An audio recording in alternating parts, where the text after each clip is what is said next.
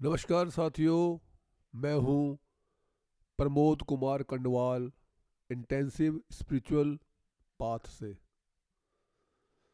मनुष्य को तैरना सिखाने के लिए इस दुनिया में एक से बढ़कर एक ऑर्गेनाइजेशन बने हुए हैं, जहां पर पैसे लेकर के तैरना सिखाया जाता है, स्विमिंग किट दी जाती है, कोर्स होता है और उनको मोटिवेट किया जाता है। यदि कोई डूबने लगे तो वहाँ पर कुशल तैराक होते हैं उनको बचाने के लिए। No risk and high swimming, ऐसा इन ऑर्गेनाइजेशन का लक्ष्य रहता है। लेकिन मनुष्य जाति के अलावा जो अन्य योनियां हैं, उनके बच्चों को तैरना कौन सिखाता है? इस दुनिया में ऐसे कौन से ऑर्गेनाइजेशन है जो बंदर के बच्चे को भालू, घोड़ा, कुत्ता, मगरमच्छ या वो जानवर जो पूर्ण रूप से जमीन में रहते हैं, स्थलचर हैं, वो तैरना जानते हैं सभी और पैदा होते ही तैरना शुरू कर देते हैं। यदि आप किसी बकरी के बच्चे को पैदा होने के तुरंत बाद 2-3 मिनट 5 मिनट के बाद ही पानी में डाल दें तो तैरना शुरू कर देगा। और यदि वो बड़ा हो जाए, 2 साल के बाद भी पानी में जाए, तो ऐसे तैरेगा जैसे उसको पहले से तैरना आता है। वो चाहे कोई भी योनि का है वो जानवर। तो इनको तैरना कौन सिखाता है? हम सब जानते हैं इन्हें तैरना कोई नहीं सिखाता। तो फिर ये तैर कैसे लेते हैं? सीधा सा आंसर है कि ये जानवर कभी भी अपने आप को पानी से अलग नहीं समझते। ये जो जितने भी स्थलचर हैं, भूमि में चलते हैं, ये पानी को भी इसी प्रकार से लेते हैं जिस प्रकार से भूमि को लेते हैं, स्थल को लेते हैं। लेकिन हम चूंकि ज़्यादा बुद्धिमान हैं, इसलिए हम जब ज़मीन पे चलते हैं और उसके बाद हम जब पानी में चलने लगते हैं तो माइंड में आ जाता है कि पानी तो एक अलग आइटम है, इस पे चलेंगे तो हम डूब जाएंगे। इसलिए हमें तैरना सीखना पड़ता है। और कोई भी जानवर पानी को अपने से अलग नहीं मानता। यही कारण है कि उनके अंदर एक नेचुरल क्वालिटी होती है, वो वैसे ही पानी में चलते हैं जैसे ज़मीन पर चलते हैं।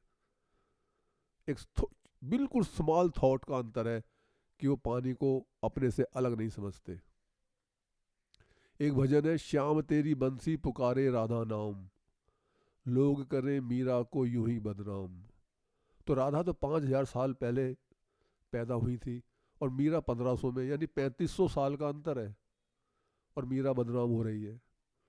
मीरा बदनाम कहीं भी नहीं है। मीरा ने तो श्री कृष्ण जी को अपना सर्वस्व मान लिया, यहाँ तक कि अपना पति घोषित कर दिया। तो उन्होंने पूर्ण सरेंडर किया उन्हें अपना मानने के लिए कि मेरे तो गिरधर गोपाल दूसरो ना कोई, जाके सिर मोर मुकुट मेरो पति सोई।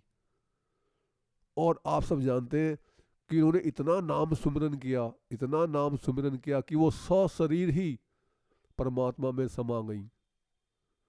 तो मीरा बदनाम कहाँ हुई? उसने, मीरा ने इस श्री कृष्ण जी को जो उन्होंने लक्ष्य बनाया था पूर्ण रूप से अपना माना। अच्छा, अपना माना तो परमात्मा ने उनको अपने में पूर्ण रूप से सशरीर ही एक्सेप्ट कर लिया। आगे लिखा है, सांवरे की बंसी को बजने से काम, राधा का भी श्याम वो तो मीरा का भी श्याम। बिल्कुल ठीक है। जो सांवरे हैं, जो श्री कृष्ण जी हैं या जो भगवान है, वो सबके लिए हैं, सिर्फ राधा और मीरा के लिए नहीं है। लेकिन राधा और मीरा सिर्फ इसलिए तर गए कि उन्होंने पूर्ण रूप से अपनी प्रायोरिटी, अपना समर्पण, सब कुछ श्री कृष्ण जी के सामने रखा। और श्री कृष्ण जी ने जो अन्य गोपिकाएं ऐसा कर नहीं पा रही थी, उनको समझाने के लिए, राधा की शिक्षा के लिए नहीं।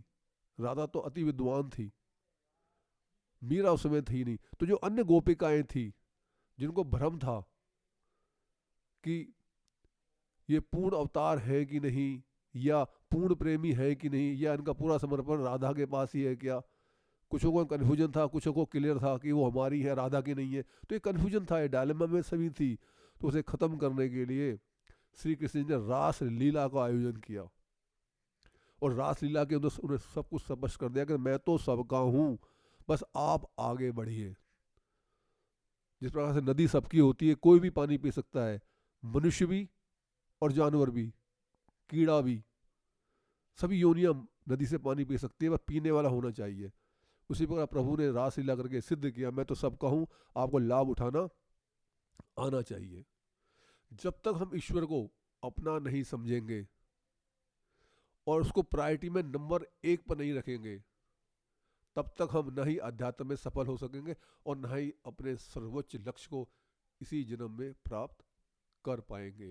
यदि हमें करना है तो हमें परमपिता परमात्मा को प्रायोरिटी नंबर 1 पर रखना है।